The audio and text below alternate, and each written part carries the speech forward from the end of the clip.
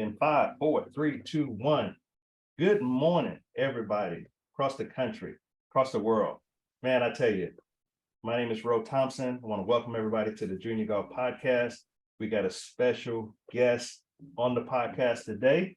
We got Ryan Dailey of Operation 36, and you'll hear more about Operation 36 in just a few minutes. But I want to welcome Ryan to the show. So, hey, Ryan, how you doing, man?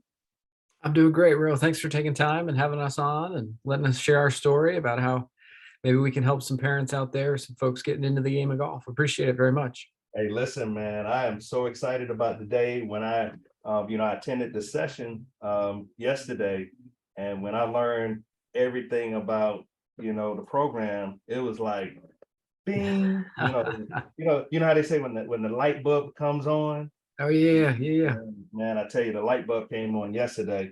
So man, before we get into the program and the new book that y'all have got, just came out, tell us a little bit about yourself. Who's Ryan? Sure. So I grew up in the Empire State, New York State. I was a hockey player and stopped growing in the 11th grade, 12th grade, and just started to get hammered on the ice. So it was like, I can't play college hockey because I'm too small. So turned to golf kind of late, I guess you would say, Ro. I started when I was 15, 16. So my journey in the game, I try to get as good as I can. I absolutely fell in love with the game because it was an individual sport. And I felt like if I practiced, the harder I practiced, the better I got. The team sports were a little bit confusing for me in the sense that sometimes I had 3 goals and 2 assists and we lost. And the coach would come in the locker room and start chewing us out. Right. And I was like, hang on, I thought I played pretty good. So going to the individual sport was probably good for me later on as I've moved on from high school. I got pretty good. And then I was telling you before, I tried to play in college, but wasn't good enough, couldn't walk on. Was a pretty good player. I think my handicap might have been a 2 or 3 at the time. And then was advised by the college coach down here in North Carolina, if I wanted to get better, I need to find a coach. So I went and found a coach out in the Midwest, took lessons for a couple of years, thought I was getting better, but then at the end I couldn't break 90 from the tee box anymore. And that was very frustrating to me. And I came back to the East Coast in hopes of making the golf team again, but I couldn't because I couldn't break 90.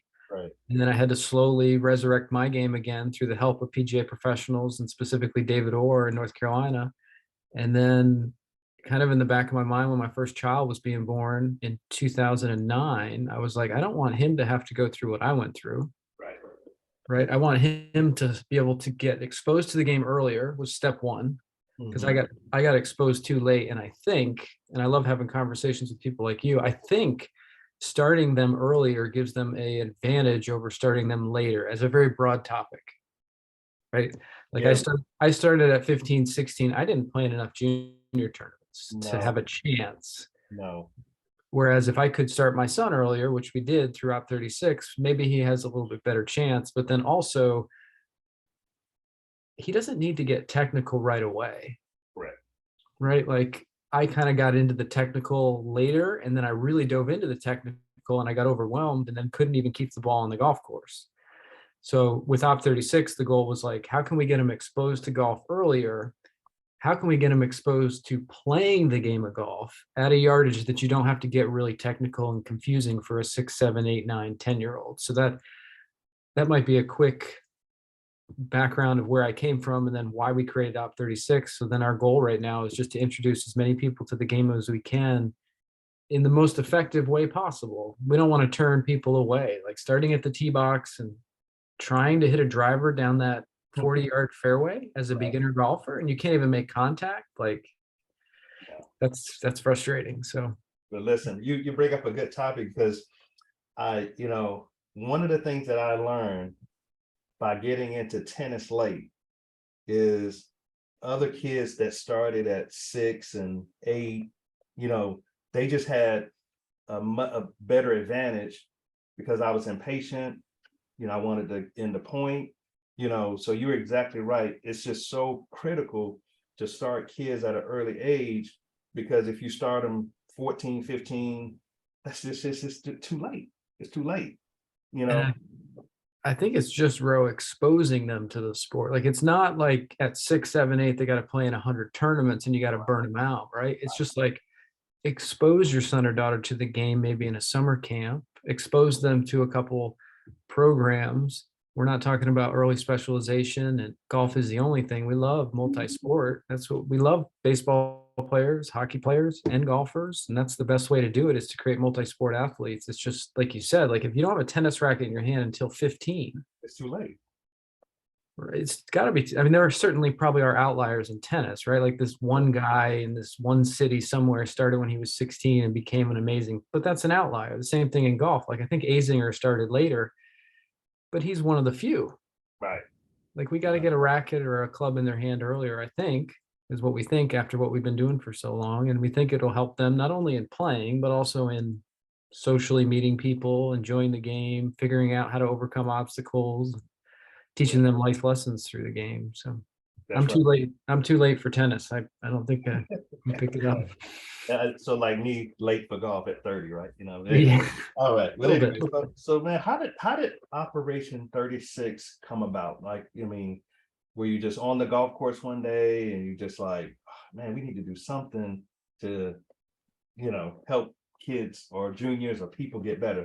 How did Operation 36 come about? Yeah. So Matt Reagan and I currently run Operation 36. We got together back in 2010. The story of Operation 36 could probably be its own book, could be its own 30-minute conversation. Like it's like serendipity. It's like all of these amazing things happened at the right time. So like just for an example, we got started because the real estate recession in 2007 caused the university Wow. to think about closing our golf course, Oh, wow. right? So we were a 36 hole facility. They had closed 9 down to 27. And the president came into our office. I worked for the PGM program at the time. Yeah. And he said, if you guys don't get activity at the course, I'm closing this whole thing down. Wow. And I'm like, I was, very young then. I was just about to have my first child, scared to death, right? Like, how am I going to pay for food on the table? How am I going to take care of my wife? And my boss turned to me. He goes, do you have any ideas? Mhm. And I was like, yeah, I'll come up with something. Like, I'll try something. And Right. fortunately, for the last 2, 3, 4 years, I had been flying out to all of these different seminars from all these smart people to try to Wow. figure out what should I do for my son selfishly, and flying out to TPI in California. And they had seminars in Houston and Atlanta. And I was fortunate in my job that I had basically an unlimited continuing education budget. So I just tried to figure everything out. Right. And I told my boss, I was like, yeah, give me a chance. Let me try something. I'll put all this stuff together and figure out something at the course. And I figured out I couldn't do it on my own because I was a full-time faculty member teaching classes. So I needed to find somebody to help me. Matt was a fantastic student at the time, very focused, motivated. Good. He was a little green because he was a college student, but that was perfect because I was green too. I didn't know what I was doing. And we just needed 2 people to just problem solve something.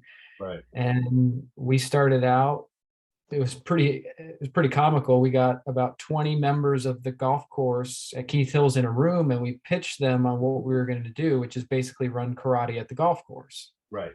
They're going to come every Monday for That's 8 months out of the year. And at the time, that was unheard of. Like most of the time, it was summer camps once a year or private lessons with a grown PGA professional. And a 7-year-old doesn't want to take a lesson from me, a 42-year-old PGA professional one-on-one. It's too intimidating. Right. So we were like, why don't we do something different? Let's do something like karate and gymnastics, get the kids together in a community together, making friends. And the only thing we really knew how to do was make it fun. So we threw footballs, we kicked soccer balls, we played music, we had Kenny Chesney going. Like if you showed up, like you would have thought it was a circus. Right.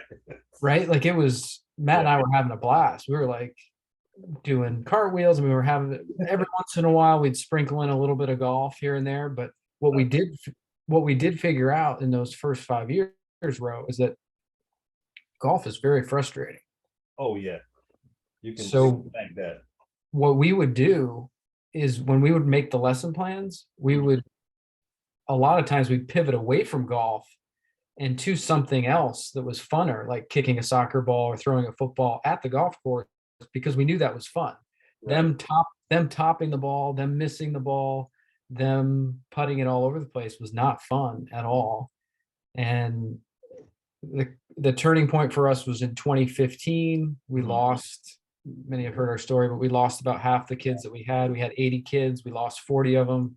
You know what happened? What happened during that time to So we had conversations with the folks that left, uh and those were not easy conversations, but right. basically it came down to, we didn't teach them how to play the game of golf or fall in love with playing the game of golf. Like Gotcha.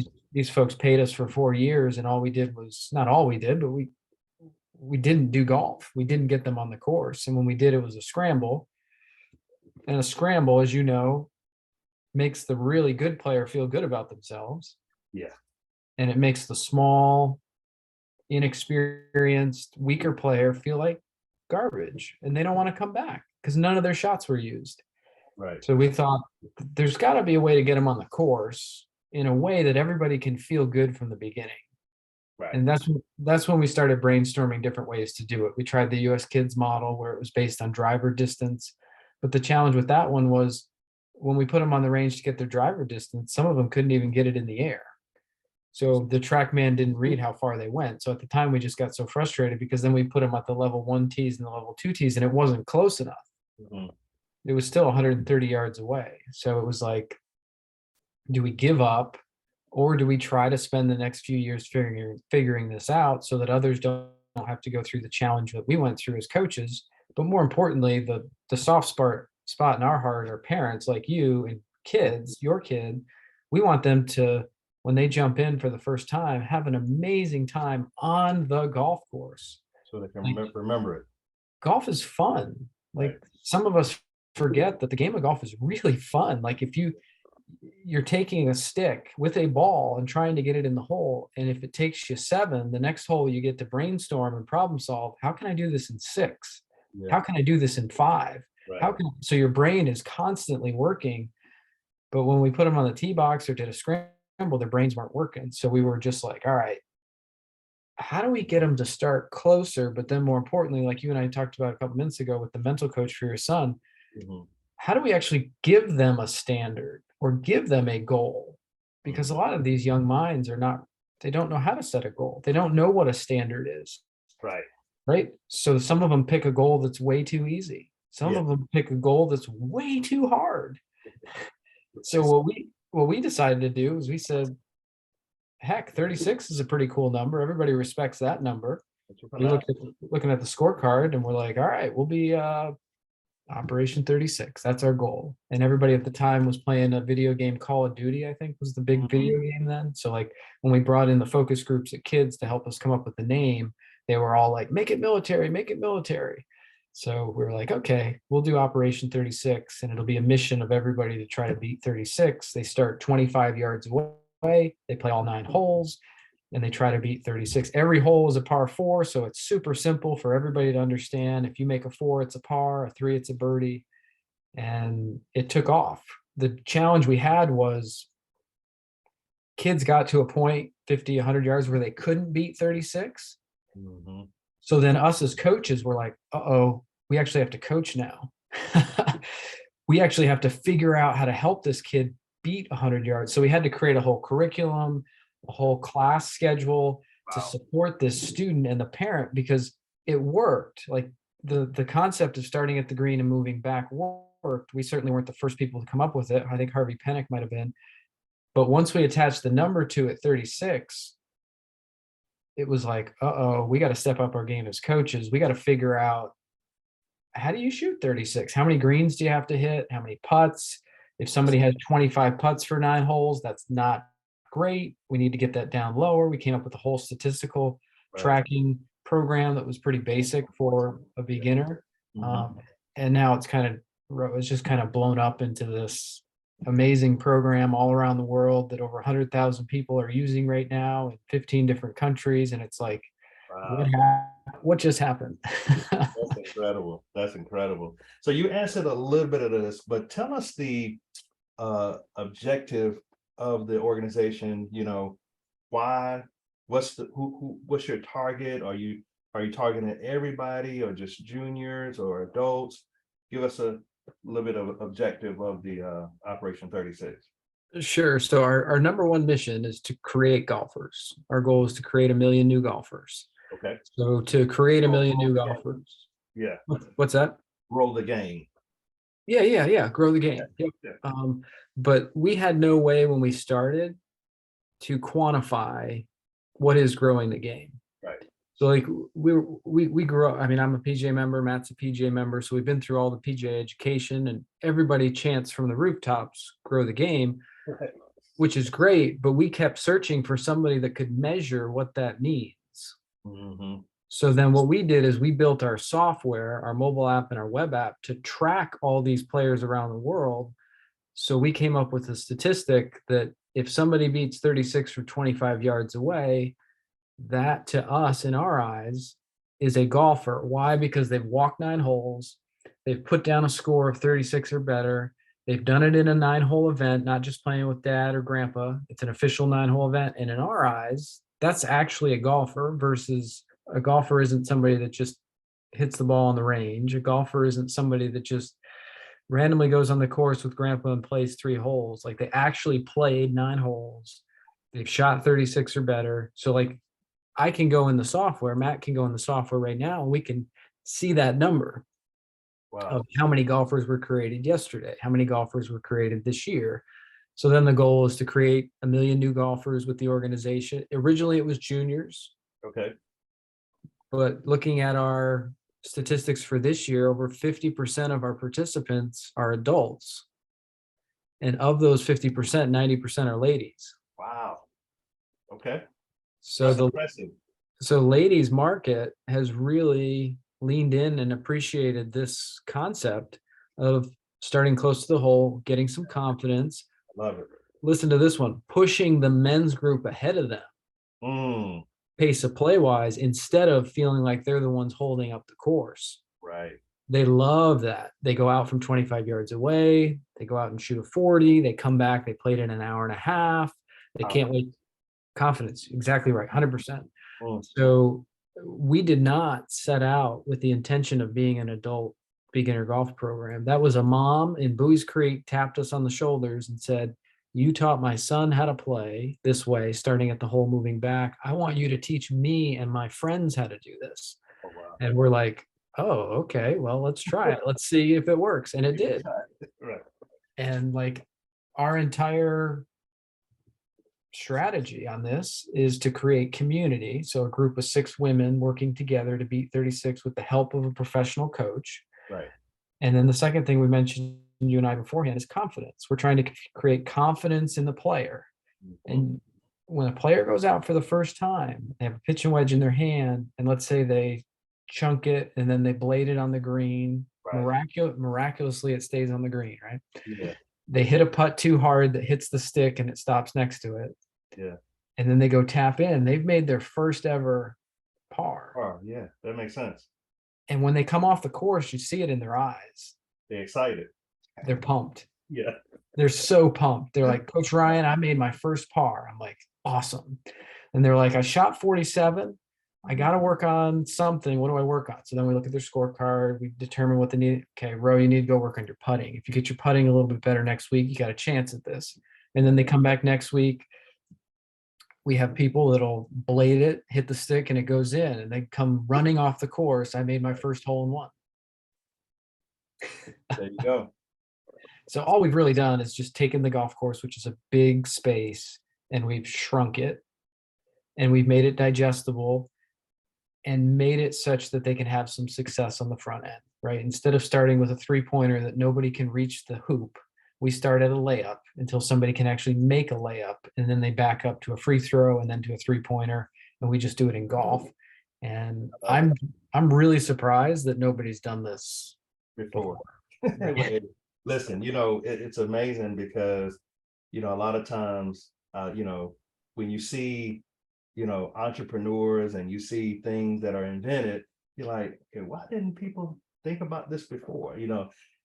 The world is always evolving, things are always getting better and better and better. So That's great, man. So it seems like to me, and you correct me if I'm wrong, the program focuses, and you hear everybody say this: short game, short game, short game, short game. Would you say the program focuses more on the short game per se? 100%. It's Okay. it's it's weighted on the front end to teach somebody how to play. I would probably go with that first. So Gotcha. like playing the game to us, like we used to do these big brainstorms where we'd figure out what does somebody need to know to play the game of golf?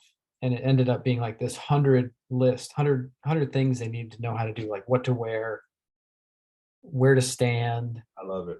how to make a tee time, how to drive a golf cart, how to mark a ball, Mm, when do you talk, when do you not talk, like all these weird things that you and I we know what's going on because we've played it. But like if you take somebody that's never played off the street, like they have no idea. right. Right. And then they walk off and they go, that is a weird sport. Like, and those are weird people. Right. Because you go from the basketball court where everybody's screaming and yelling for Kevin Durant to make it. And then you go to the golf course where everybody's quiet for Right. Tiger Woods to make the putt. And these Right. people walk away going, gosh, those people are crazy. Yeah. Those people, So they're uppity. They don't. yeah, there you go. They're uppity. So I would say we're weighted on the front end Mhm.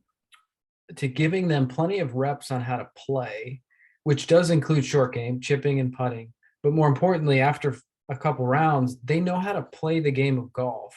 Right. Score. Yeah. Hold on. Scoring, they know how to change clubs. They know how to change shots. After they blade it 4 times, they know how to make an adjustment. And more importantly, the craziest thing, if somebody asks me what's the craziest things you've learned over doing this for 12 years, putting is really hard.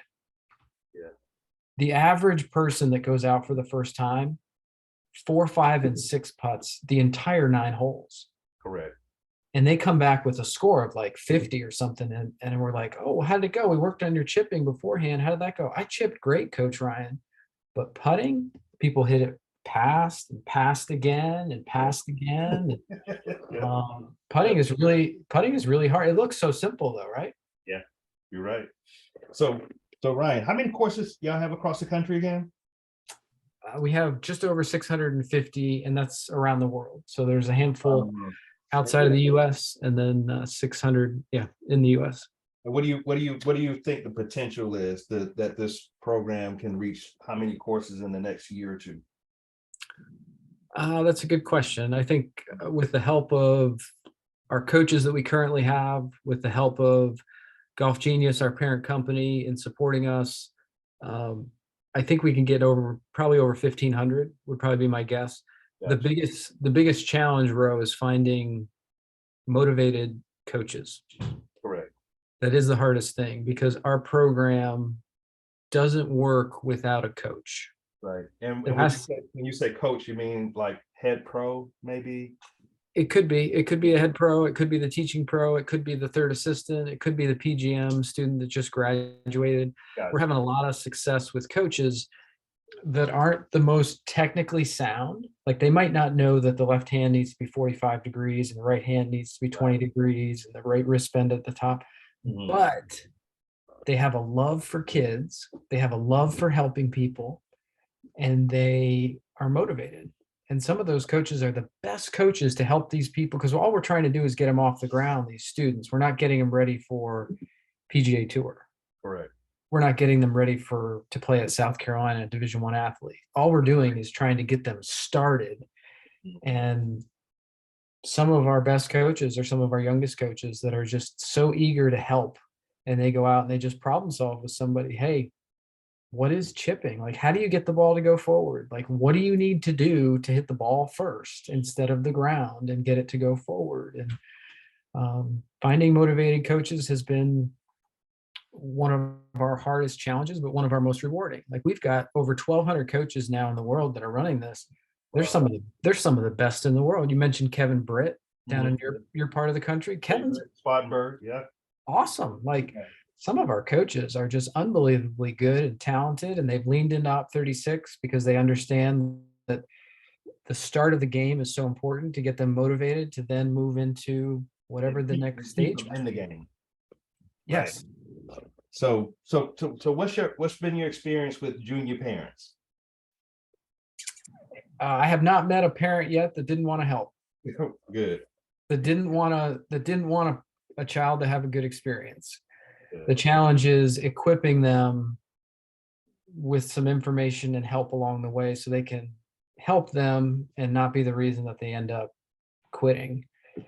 I mean, like, I think the default in all of us, and myself included, when I went to my son's first soccer game when he was 3, Right. like, our default is to fix things. Mm-hmm. Right? Like, if the kid's about to put his hand on the stove, we're gonna quickly go over and slap it and tell him no. So I remember in that first soccer game, I started yelling, and I usually don't yell. I started yelling at him to do things, run this way, run that way, run this way, run that way. And then I quickly was like, that's not what I should be doing. That's the coach's job. My job is to love him no matter what. Right. And I will tell you that the main reason we wrote this book that just came out recently is to help parents. It shows them in chapter 8 what the kids want you to say. And many times they don't want you to say anything. They just want you to get in the car afterwards, take them to McDonald's, have a nice meal, and then when they cool down, after the cooling off period, you can have a nice conversation with them. And then the other thing that's super helpful is we've been doing this so long, so we know what the journey to beating 36 looks like how long it takes, how many reps, what the scores are going to be. We know what that looks like. So we show it to parents beforehand and we'll say, Ro, here's what's about to happen. This is going to take about a year. It's going to take about a year. Yeah. And he might be a little bit ahead of pace. He might beat this in 8 or 9 months, or he might take 14 months, but have fun, be patient. Like, he's not going to beat it tomorrow. Like, unless he chips in every time. And we have found by showing that journey beforehand, Yeah. the dad, yourself, just kind of calms down. It's just like, okay, he's going to shoot a 45. Every kid shoots a 45. Every so often. Yeah, that's true. 36 is the standard. That doesn't mean they're going to shoot it the first time. No. And I'm learning a lot of that through Mark and Britt McKinney. Yeah. Oh, yes. Yeah. Great book. So why did y'all decide to write the book, first of all?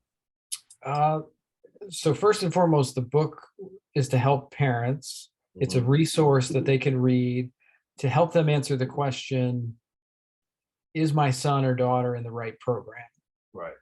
Right? Because as parents, myself and Matt as a parent too, and you as well, we're constantly wondering, is our kid in the right school? Is our kid in the right church? Is our kid in the right football program, basketball? And the same thing in golf. And we used to have parents come up to us all the time when we're coaching and say, hey, we're thinking about going to the program down the street because they're not beating 36 fast enough. And we're like, well, they've tried it 2 times. Like, yeah, give it a break. Right. So the book was written, the primary purpose of the book was written to help the parents answer the question, is my child in the right program? If they're not, maybe I need to find a different program. And all of that is based on the lessons that we've learned ourselves, but also the 1,200 coaches around the world. So it's filled with stories of kids in the United Kingdom and kids in Canada and California and Arizona who have done Op 36, have gotten to a certain point, they felt like giving up, they found this inner strength to overcome an obstacle, and they did. And these stories are really cool to read to your kids, read to your kids in your program, to kind of motivate and inspire them that they're not the only ones that are in a challenging situation. So the book, I think, is 125 pages. It's 2 to 3 hours, just a short read. And then when the parent is done, they're armed with the knowledge and understanding of what to look for in a program to help their kid fall in love with the game. All right. And what's your favorite part of the book? Certainly the stories at the end of the chapters, right? Like there was a story in there from Jake Martin, who's one of our coaches in Kentucky, who was talking about one of his students, I think Devin was his name, that it took him 12 tries to beat 25 yards. And that's normal. It takes a couple attempts, but how Jake walked him through the process of dealing with disappointment, of overcoming obstacles. And he had some tough rounds where he was crying, right? You've probably had those with your son. Yes. Right? We all have. Mhm. And then the story goes on where he beats 36 and Jake has a conversation with him and says, all right, do you want to try 50 yards or have you had enough of this? This is too hard. And the kid goes, I am ready for the next challenge. Good. So the stories are, I think, are the best part of the book. That's good. That's good because those stories can keep you attentive and get you to want you to read more into the book. Oh, 100%. Yeah. And I think folks feel like they're on an island, like golfers. Like if your son's trying to break 70 in a tournament, maybe he feels like the only kid that's with that. Why am I having trouble beating 70 when everybody else can do this? But if you can relate it to them and say, hey, there's others that are struggling with the same issue, and this is how they dealt with it, that's really powerful for them to see.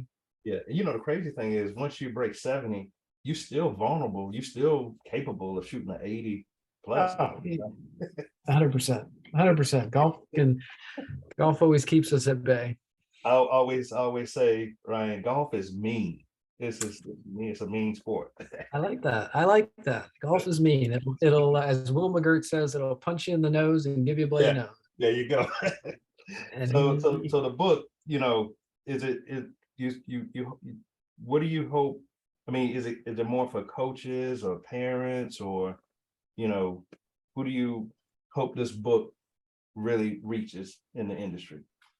right. So the number one intention of the book is for parents. Parents, okay. It's a resource for parents to read, to figure out what should I do and what shouldn't I do along this journey. Right. And I'm sure coaches are going to read it too. It'd probably be good if you were a coach to read it too, just to get some lessons that we've learned over the years to maybe not try some of the things we tried that crashed and burned.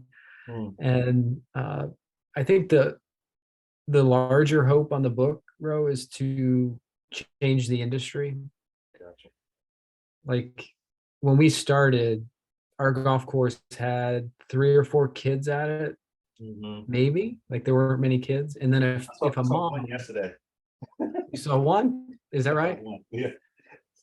I mean, the picture. It was like you and maybe one person on. Oh, the picture. Yeah, it was Yeah, Matt and yeah, I, two yeah. two coaches and one student. Oh, there you go. Right. Yeah, that's what I saw yesterday. Yep.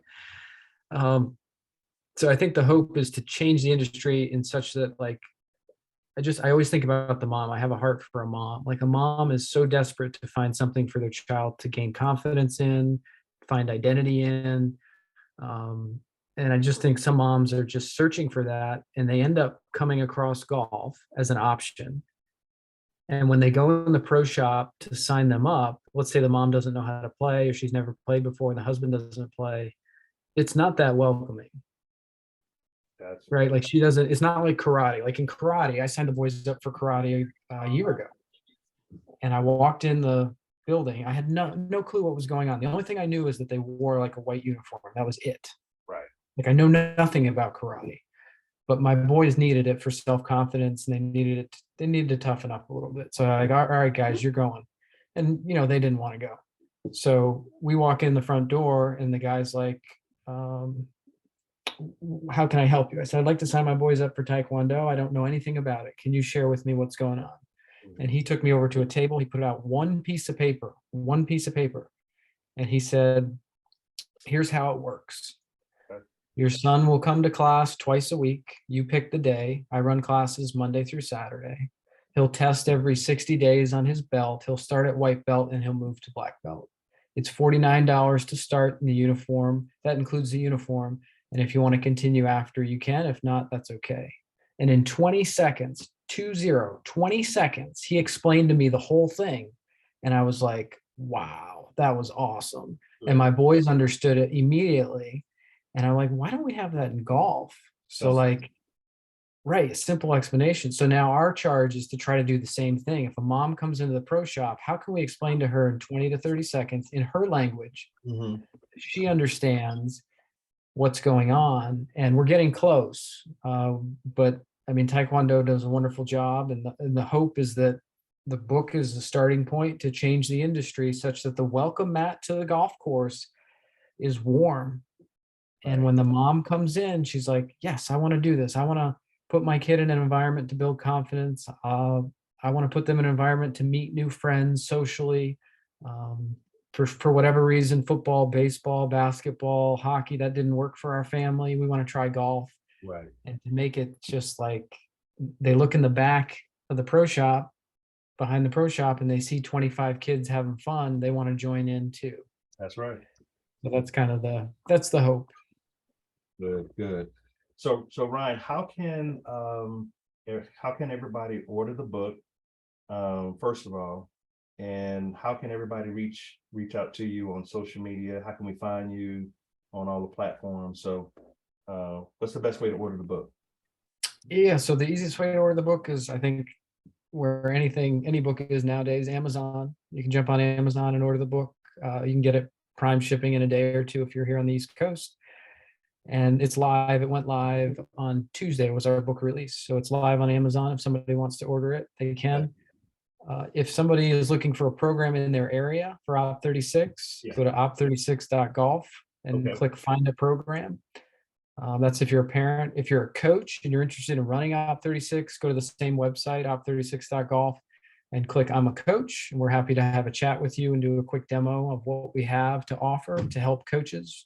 And then if somebody wants to connect with us on social media, all of our platforms, Operation 36 Golf, are out there. Instagram, Facebook are two of the most popular ones. And then Matt and I are on Facebook. We're also on Instagram as well. But most of our social media is through the company, Operation 36 Golf. Yep. Okay. Beautiful, beautiful. Well, listen, man, this has been great.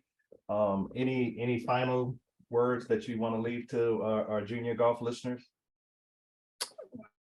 I appreciate you having us on. I will be interested to see over the years if, like, the 2040, 2050 Masters champion started in the game a little bit differently because of this. And an interesting story to leave with is we're starting to see, this will be, I think, interesting to you, Ro, kids that have been in the program for over 10 years because we've been doing it so long. Right. So we actually see what happens at the end. And the original thought was, if you start them closer to the hole and they shoot lower scores, what is that going to do to them, their psyche? Yeah. Right. Like when I started the game, my first round, I think I shot 140 for 18 holes. Like, it was pretty bad. I don't know why I continued.